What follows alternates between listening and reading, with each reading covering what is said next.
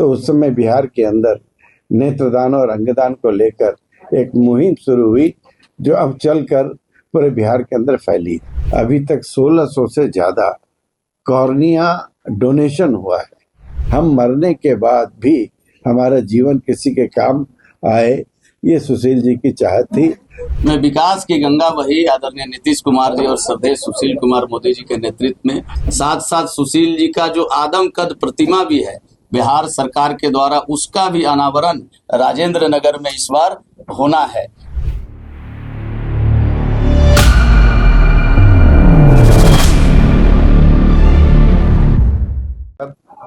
नए वर्ष की असीम शुभकामनाएं। एक राजनीतिज्ञ का कार्यक्रम हो तो एक सार्वजनिक कार्यक्रम और उनके नेम और फेम के लिए किया जाता है,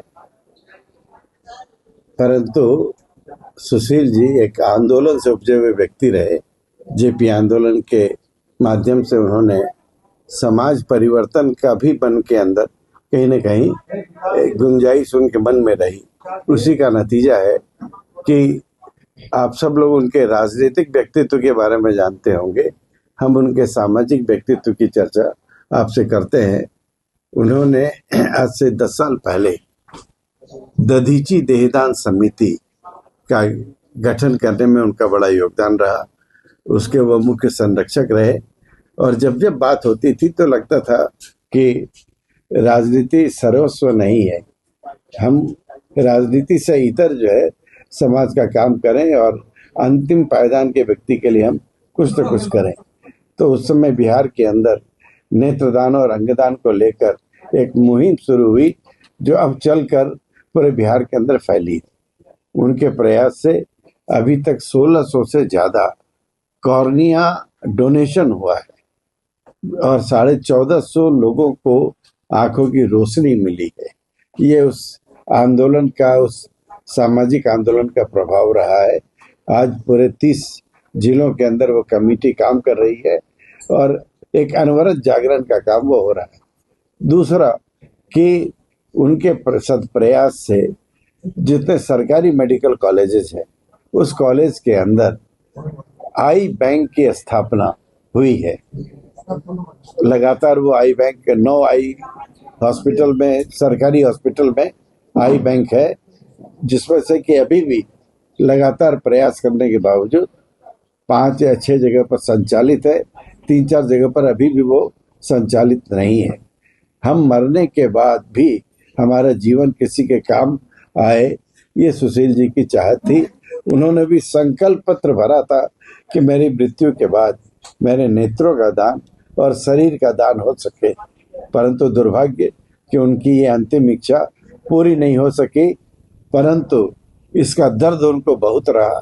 कारण क्या है कि कैंसर से वो पीड़ित होने के कारण ये उनका शरीर किसी काम नहीं आ सकता था, परंतु उनका ये प्रयास एक बड़ा प्रयास रहा है। दूसरी ओर हम कोरोना काल के अंदर जिस समय हम सब लोग अकेले महसूस करते थे, उस समय दधीची देहदान समिति के माध्यम से बिहार के 1000 बच्चों को हमने एडॉप्ट किया था। एडॉप्ट करने का लक्ष्य रखा था वैसे बच्चे जिसके माता या पिता जो कमाने वाले घर के अंदर, ग्रामीण परिवेश के अंदर, जिनके बारे में कोई नहीं जानता। कोरोना के कारण देहांत हुआ, सरकार भी उस समय तक सर्टिफिकेट कोरोना डेथ का नहीं देती थी। उन छोटे छोटे बच्चे जो उनके यहाँ नाबालिग बच्चे थे, उनको पालने का काम कि कम से कम उनको दूध और ब्रेड रोटी तो मिल सके, 500 रुपया प्रति बच्चे के हिसाब से 3 साल तक हम लोगों ने दिया।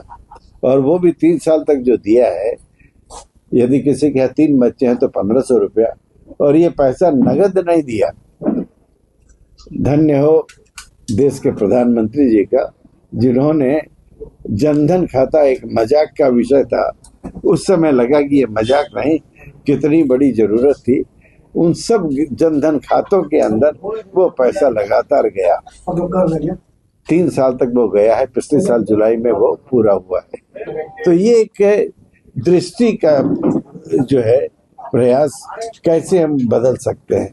उसी तरह से दिव्यांगता को लेकर, जो फिजिकल डिसेबल्ड है, जिनके हाथ कटे हैं, पैर कटे हैं, पोलियो से ग्रस्त है, उन लोगों के बारे में उनकी चिंता रहती थी।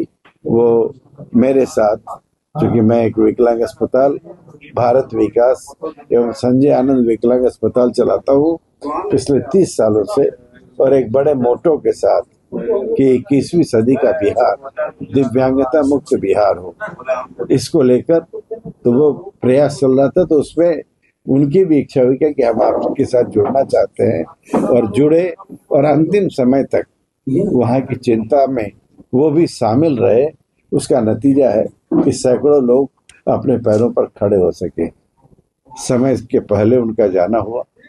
पिछली साल 29 फरवरी 2024 को बिहार सरकार के जो अभी चीफ सेक्रेटरी है, उस समय हेल्थ के वो एडिशनल चीफ सेक्रेटरी थे उस समय, अमृत प्रत्यय के साथ खुद से बातचीत करके उन्होंने समय फिक्स किया।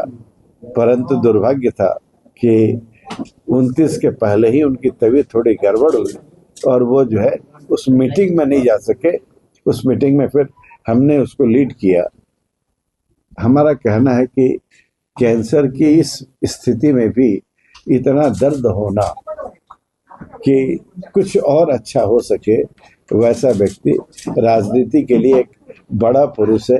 एक, जैसे हम लोह पुरुष की बात करते हैं, तो वैसे बिहार के परिवर्तन का एक बड़ा आगाज उस व्यक्ति ने तय किया, और राजनीति नहीं, सामाजिक परिवर्तन राजनीति के माध्यम से ये लक्ष्य उनके जीवन का रहा है।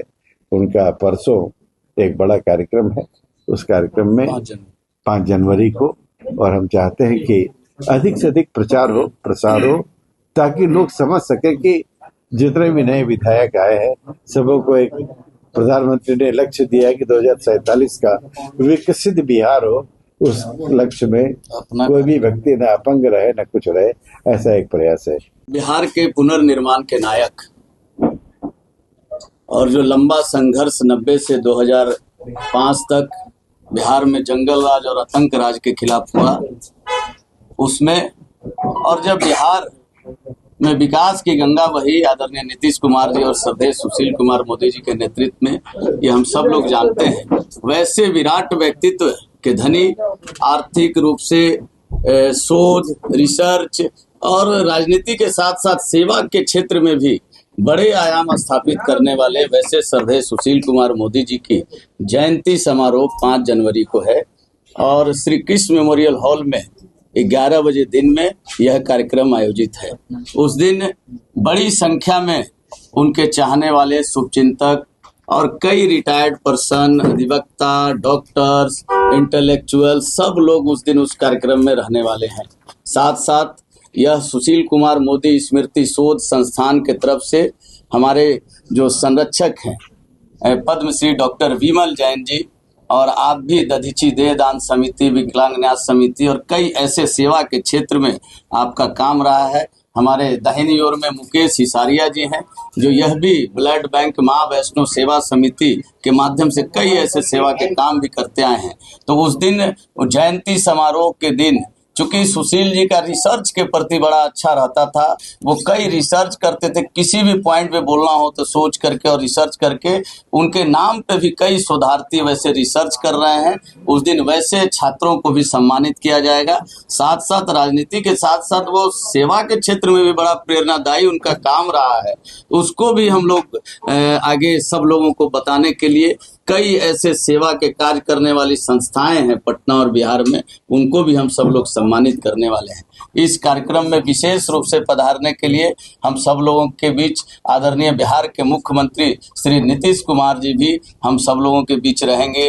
बिहार भाजपा के प्रभारी राष्ट्रीय महामंत्री विनोद तावरे जी इस कार्यक्रम में रहने वाले हैं। बिहार के दोनों उप मुख्यमंत्री जी, साथ में केंद्रीय मंत्री गिरिराज सिंह जी और कई केंद्रीय मंत्री, सांसद, विधायक, बिहार सरकार के सभी नेता हमारे बीच रहने वाले हैं। सभी मंत्रीगण रहने वाले हैं। दोनों उप मुख्यमंत्री सम्राट जी विजय जी रहने वाले हैं। तो यह कार्यक्रम बड़ा ही भव्य होने वाला है।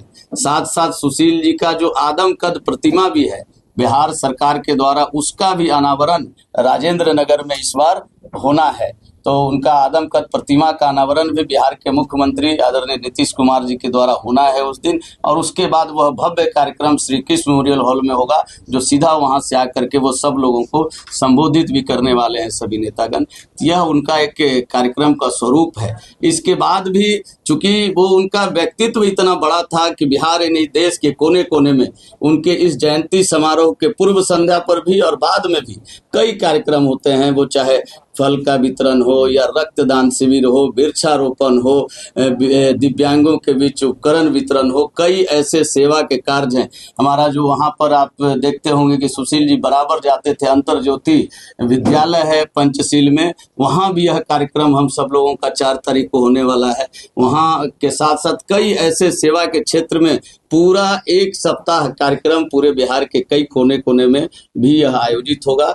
तो यह आप सब लोगों के माध्यम से उनसे जुड़े हुए और बिहार की जनता को, जो कि बिहार को एक बीमारू राज्य से बाहर निकाल करके बिहार को विकास की ओर लाने वाले वैसे श्रद्धेय सुशील कुमार मोदी जी का जयंती समारोह में आपके माध्यम से सभी लोगों को सादर आमंत्रित करते हैं कि सब श्री कृष्ण मेमोरियल हॉल में 11 बजे आए और अपने नेता के प्रति श्रद्धांजलि अर्पित करके जो विकसित बिहार का संकल्प हम सब लोग लिए हैं उसको और हम सब लोग मजबूत करें।